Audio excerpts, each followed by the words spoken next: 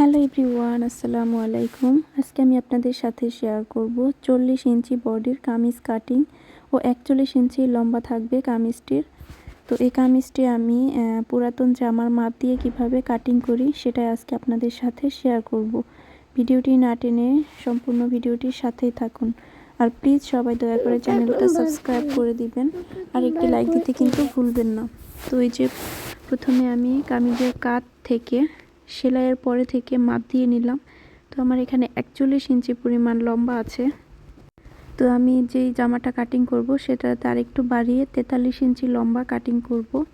আর এখানে বডি আছে হলো 40 ইঞ্চি। এই তো দেখেন 20, এখানে 20 আছে। তো বডি আমি ঠিকই রাখবো, শুধু লম্বা আমি 2 ইঞ্চি বাড়িয়ে নিব। এখানে 41 আছে, আমি 43 ইঞ্চি দিব। আর এখানে হাতার লম্বা আছে 15 ইঞ্চি, আমি 17 ইঞ্চি লম্বা কাটিং করব। তো এই যে এখানে প্রথমে লম্বার মাপ নিয়ে নিচ্ছি। তো এই যে উপর থেকে ধরে লম্বাটা আমার একটু বেশি আছে, তো আমি উপর থেকে বাদ দিয়ে নিব। তো প্রথমে আমি এটা একটু ধরে দেখছি। তো এই যে দেখেন উপর থেকে কিন্তু আমি কিছুটা বাদ দিয়ে নিলাম। তারপরে আমি এখানে যেহেতু 43 ইঞ্চি লম্বা রাখবো আমি, তো আমি 1.5 ইঞ্চি এক্সট্রা বাড়িয়ে নিব সেলাইয়ের জন্য।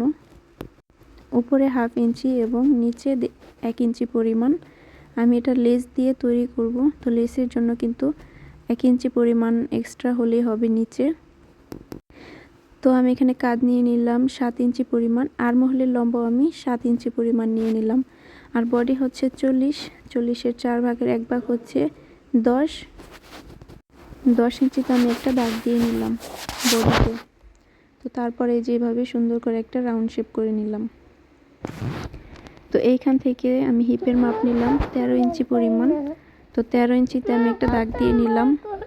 কোমরও আমি এখানে 10 ইঞ্চিতে দাগ দিয়ে নিব, বডি আর কোমর একই রাখবো। তো এখন হলো পেটের মাপ নিব। এইখান নিচ থেকে ধরে আমি 6.5 ইঞ্চিতে একটা দাগ দিয়ে নিলাম। তো তারপর পেটের মাপ হলো 9 ইঞ্চিতে আমি একটা দাগ দিয়ে নিব। আমার পেটের মাপটা থাকবে 36 ইঞ্চি পরিমাণ। তো 36-এর 4 ভাগের 1 ভাগ 9। তো এখন এই যেভাবে দাগটা আমি সুন্দর করে মিলিয়ে দিচ্ছি। তো মাপটা তো আমি মুখে বলে দিলাম, আমার চকের দাগটা দেখা যাচ্ছে না। তো এখন আমি 1.5 ইঞ্চি করে এক্সট্রা সেলাইয়ের জন্য নিব। এই যে এক্সট্রা সেলাইয়ের জন্য আমি কোমরের দিকে আমি 1 ইঞ্চি নিব এক্সট্রা সেলাইয়ের জন্য, আর পেটে আর হলো বডিতে আমি 1.5 ইঞ্চি নিব এক্সট্রা সেলাইয়ের জন্য।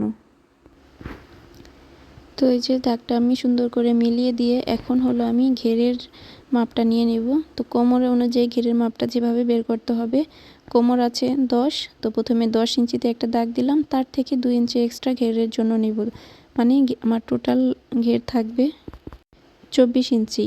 তো আমি এখানে 12 ইঞ্চি ঘেরের জন্য একটা দাগ দিলাম, আর হলো 1.5 ইঞ্চি এক্সট্রা সেলাইয়ের জন্য নিলাম। তাহলে আমার 13.5 ইঞ্চিতে আমি একটা দাগ দিয়ে এখানে যে উপরের দাগের সাথে মিলিয়ে নিলাম।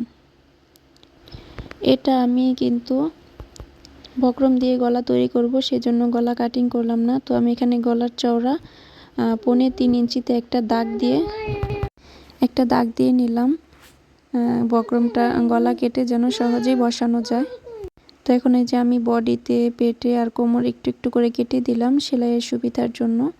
তো এই যে নিচ থেকে আমি কাটিং করে নিচ্ছি। তো এটা যেহেতু আমি লেস দিয়ে তৈরি করব, তো নিচে সোজা করেই কাটিং করলাম। আর যদি লেস দিয়ে তৈরি না করতাম তাহলে কিন্তু একটু ডাউন করে, হাফ ইঞ্চি ডাউন করে কাটিং করতে হতো। তো আমি এখন হাতা তৈরি করব। হাতার জন্য হাতার কাপড়টি সুন্দর করে মাঝখানে একটি ভাঁজ দিয়ে নিলাম। তো এখন এই যে দুইটি হাতার জন্য কিন্তু 2টি পার্ট আছে। তো এই যে মাঝখান দিয়ে আরেকটি ভাঁজ করে দিলাম এখন। তো এই যে এখন মোট 4টি পার্ট আছে আমার হাতার জন্য। এখানে কিন্তু 2টি হাতা তৈরি হবে। তো আমার হাতাটির লম্বা কিন্তু ওইখানে আছে কামিজে 15 ইঞ্চি। তো আমি এখানে 2 ইঞ্চি এক্সট্রা বাড়িয়ে নিব। 17 ইঞ্চি হাতার লম্বা থাকবে।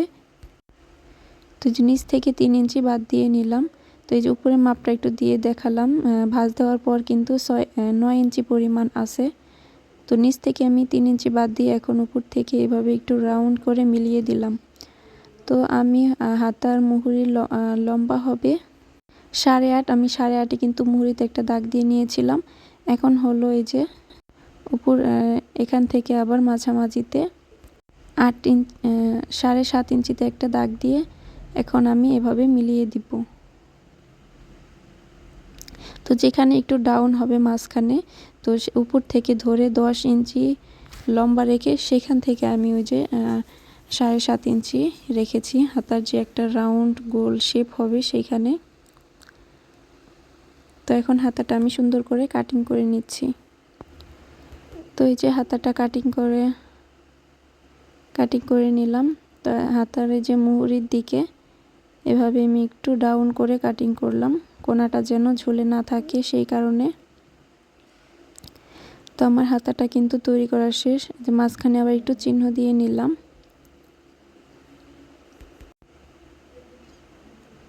তো এখন হাতাটা মিলে কিন্তু তালপাট কাটিং করে নেব। এক সাইড থেকে আমি একটু তালপাট কাটিং করলাম। তো আমার কামিজে কিন্তু তালপাট কাটিং করা হয়নি, সেটা আমি সেলাইয়ের সময় সামনের অংশে তালপাট কাটিং করে নেব। একটুখানি ডাউন করে নিলেই হয়ে যাবে। তো এখন হলো আমি গলা কাটিং করব। তো গলার জন্য এখানে আমি 3.25 ইঞ্চি গলার চওড়া রাখবো। আর গলাটির লম্বা থাকবে হলো 6.5 ইঞ্চি পরিমাণ। তো আমি 6.5 ইঞ্চি পরিমাণ লম্বা গলা রেখে এখন একটা পান গলার শেপ দিয়ে দিব।